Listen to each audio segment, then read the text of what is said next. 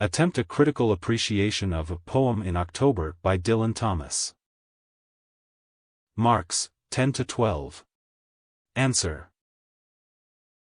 Set in the beautiful landscape of Swansea in West Wales, Dylan Thomas's poem in October explores in luminous imagery the many joys of childhood, communicating a special sense of holiness in the wonder of the child.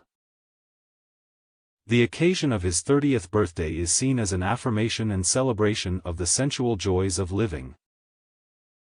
An occasion which connects the immediate experience to the ultimate absorption of a child's forgotten mornings.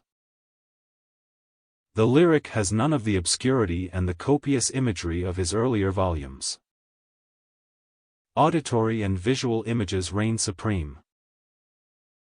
The use of words like knock of sailing boats and water praying conveys this very sense of an audiovisual impression.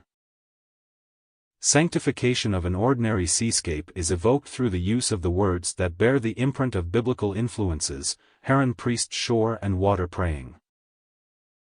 Thomas finds freedom and proximity in relating to objects, which he imagines.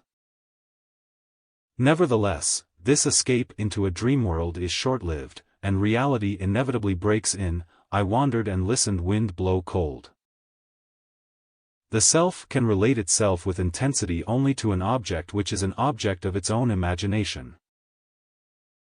The tall tales of imagination can make him relate himself to an imaginary world as an object. But as he grows older, this can't be sustained. There could I marvel my birthday away, but the weather turned around, it turned away from the blithe country.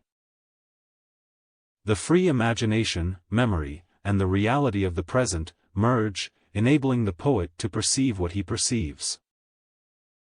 He is able to see the difference between the present and the nostalgia for what he used to see, which he praises as a myth and a fable.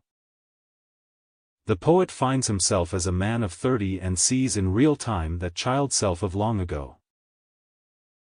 This poem seems to represent a temporary experience of losing one's own individual, isolated selfhood, which can be tolerated in certain circumstances by the schizoid individual without too much anxiety. Experiences of this kind enable Thomas to escape from isolation in Poem in October in two different ways. The escape from isolation is an escape from chaos, so this poem is clear and articulate. The construction of the poem is peculiar but can be paraphrased easily. The reality is that Thomas hears a beckoning. But since the word has the general sense of entice or lure, he can't be charged with really impolite verbal gymnastics. The lyric is entirely lucid and clear. The meter used for the poem is as light and easy in its movements as its theme. It is Thomas's coming to light from darkness, and this coming out or movement is lonely, slow, and lyrical.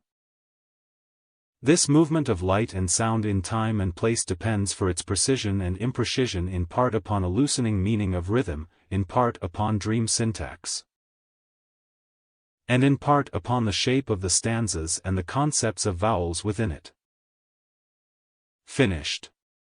Please subscribe to the channel for more updates of ready-made notes on English literature. Also, please share this channel to help any student pursue a degree in English literature. Thank you very much for watching the video. Please do not forget to like and comment.